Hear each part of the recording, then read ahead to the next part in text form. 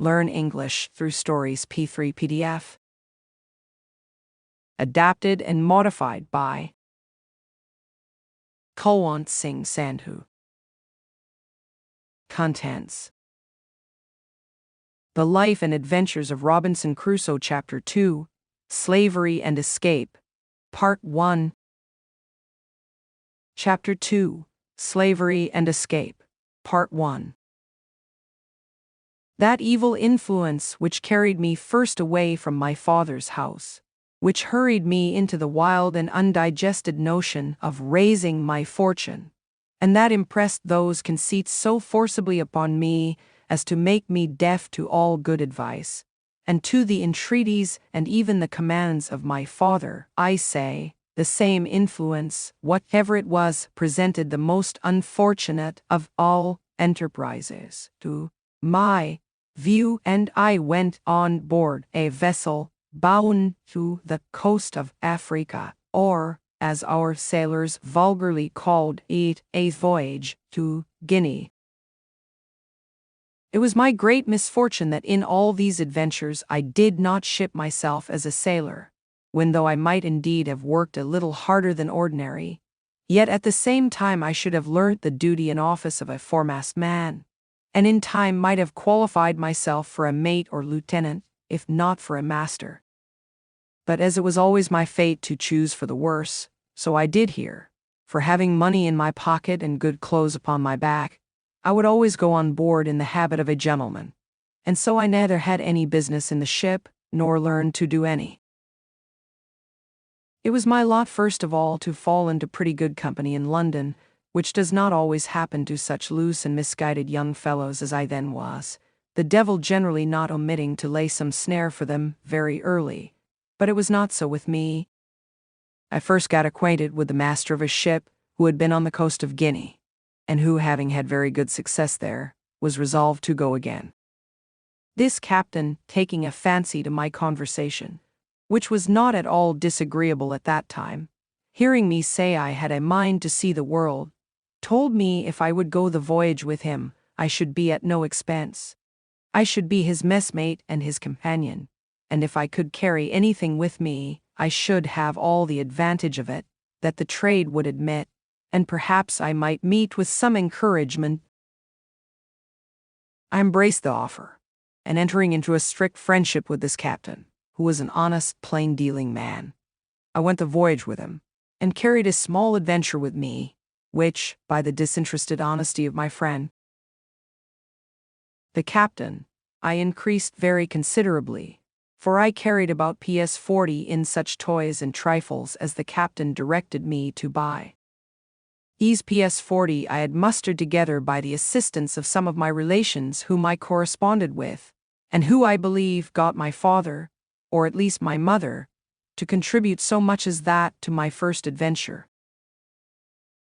This was the only voyage which I may say was successful in all my adventures, which I owe to the integrity and honesty of my friend the captain, under whom also I got a competent knowledge of the mathematics and the rules of navigation. I learned how to keep an account of the ship's course, take an observation, and, in short, to understand some things that were needful to be understood by a sailor. For, as he took delight to instruct me, I took delight to learn, and, in a word, this voyage made me both a sailor and a merchant, for I brought home 5 pounds 9 ounces of gold dust for my adventure, which yielded me in London, at my return, almost PS 300, and this filled me with those aspiring thoughts which have since so completed my ruin. Yet, even in this voyage, I had my misfortunes too, particularly that I was continually sick, being thrown into a violent calenture by the excessive heat of the climate, our principal trading being upon the coast, from latitude of 15 degrees north even to the line itself. I was now set up for a Guinea trader, and my friend, to my great misfortune, dying soon after his arrival, I resolved to go the same voyage again, and I embarked in the same vessel with one who was his mate in the former voyage, and had now got the command of the ship. This was the unhappiest voyage that ever man made, for though I did not carry quite PS 100 of my new gained wealth, so that I had PS 200 left, which I had lodged with my friend's widow, who was very just to me, yet I fell into terrible misfortunes. The first was this: our ship making her course towards the Canary Islands, or rather between those islands and the African shore, was surprised in the grey of the morning by a Turkish rover Sally, who gave chase to us with all the sail she could make. We crowded also as much canvas as our yards would spread, or our masts carry, to get clear, but finding the pirate gained upon us, and would certainly come up with us in a few hours, we prepared to fight, our ship having 12 guns and the rogue 18. About 3 in the afternoon he came up with us, and bringing to, by mistake, just athwart our quarter, instead of athwart our stern, as he intended, we brought 8 of our guns to bear on that side, and poured in a broadside upon him, which made him sheer off again, after returning our fire, and pouring in also his small shot from near 200 men which he had on board. However, we had not a man touched, all our men keeping close. He prepared to attack us again, and we to defend ourselves. But laying us on board the next time upon our other quarter, he entered 60 men upon our decks, who immediately fell to cutting and hacking the sails and rigging. We plied them with small shot, half-pikes, powder chests, and such like, and cleared our deck of them twice. However, to cut short this melancholy part of our story, our ship being disabled, and 3 of our men killed and 8 wounded, we were obliged to yield, and were carried all prisoners into Sally, a port belonging to the Moors. The usage I had there was not so dreadful as at first I apprehended, nor was I carried up the country to the Emperor's court, as the rest of our men were, but was kept by the captain of the rover as his proper prize, and made his slave, being young and nimble, and fit for his business. At this surprising change of my circumstances, from a merchant to a miserable slave, I was perfectly overwhelmed, and now I look back upon my father's prophetic discourse to me, that I should be miserable and have none to relieve me, which I thought was now so effectually brought to pass that I could not be worse, for now the hand of heaven had overtaken me, and I was undone without redemption. But, alas, this was but a taste of the misery I was to go through, as will appear in the sequel of this story. As my new patron, or master, had taken me home to his house, so I was in hopes that he would take me with him when he went to sea again, believing that it would some time or other be his fate to be taken by a Spanish or Portugal man of war, and that then I should be set at liberty. But this hope of mine was soon taken away, for when he went to sea, he left me on shore to look after his little garden, and do the common drudgery of slaves about his house, and when he came home again from his cruise, he ordered me to lie in the cabin to look after the ship. Here I meditated nothing but my escape, and what method I might take to effect it, but found no way that had the least probability in it, nothing presented to make the supposition of it rational, for I had nobody to communicate it to that would embark with me, no fellow slave, no Englishman, Irishman, or Scotchman there but myself, so that for 2 years, though I often pleased myself with the imagination, yet I never had the least encouraging prospect of putting it in practice. After about 2 years, an odd circumstance presented itself, which put the old thought of making some attempt for my liberty again in my head. My patron lying at home longer than usual without fitting out his ship, which, as I heard, was for want of money, he used constantly, once or twice a week, sometimes oftener if the weather was fair, to take the ship's pinnace and go out into the road a-fishing, and as he always took me and young Mersco with him to row the boat, we made him very merry, and I proved very dexterous in catching fish,